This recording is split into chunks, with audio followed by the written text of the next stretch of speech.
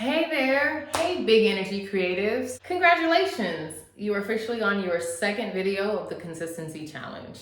So today I'm gonna make it quick and I'm gonna give you some free game and free advice, okay, for pitching television.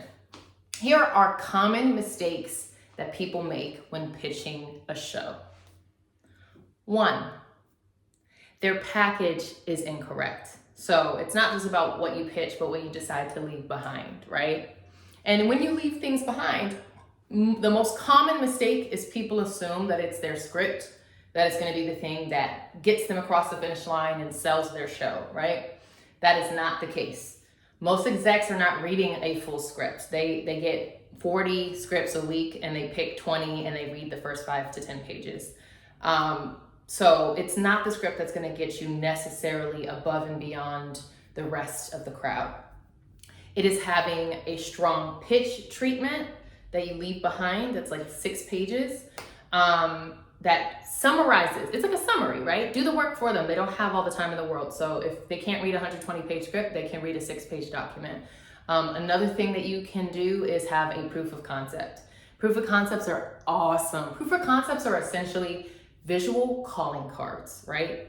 Visual calling cards, that could be that you shoot a 1-minute sizzle reel of your concept, really showing and not telling, because the film is a visual medium, right? So the more visual that you can show them, and a little life hack for multi-hyphenates, if you can cast yourself in your proof of concept, even better, then you're already showing them, not telling them, that you can play the part, right? Really, really important, something to really strategize around.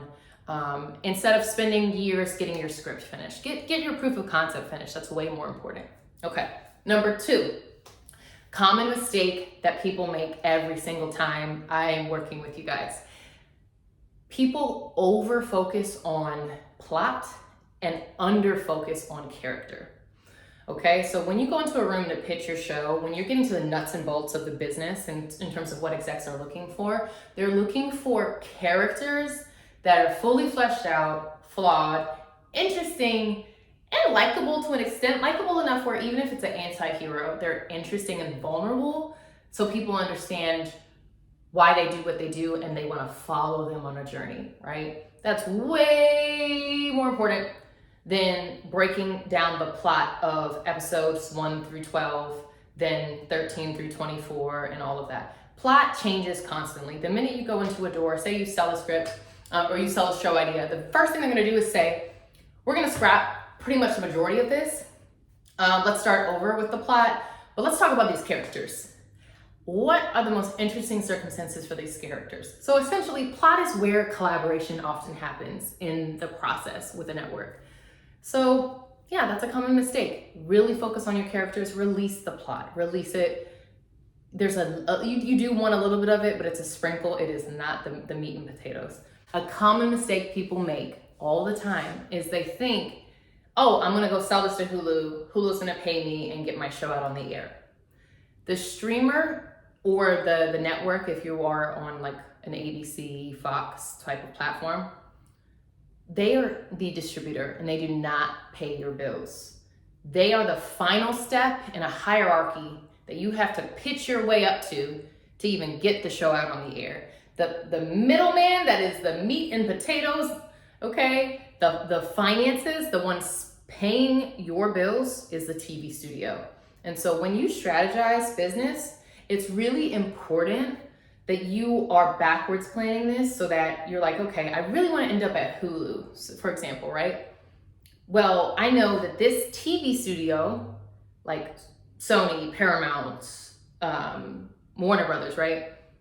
This TV studio works with these production companies, and these production companies have first looks at certain distributors, right? So for example, a first look is a production company, say, I don't know, name your favorite actor who has a production company. Just for example, Viola Davis. She may be attached to a TV studio and have a deal with them. That means everything she has to do, she has to go to that TV studio first, right? So it's important to know when you're shopping around and pitching your work, your producer, you need to know what deal they have, because you may be locking yourself out of certain avenues of the end streamer, depending on what studio your producer is at, right? It's complex, it's a lot. Those are common mistakes. Don't assume you're just already gonna get to ABC. You need to actually do some strategy around, okay, if I go with this production company, is it likely that we'll end up at ABC? Do they have a deal at this studio, which makes that really easy? Or are they in competition with something,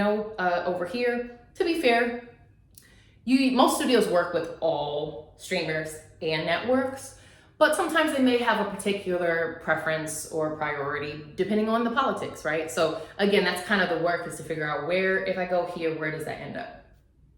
Okay, that's it. Have a beautiful day. Here's to your consistency challenge. Stay consistent on your daily habit every weekday. I want you to build and pour into a new creative skill this entire summer. I'm here if you have any questions. Have a beautiful day.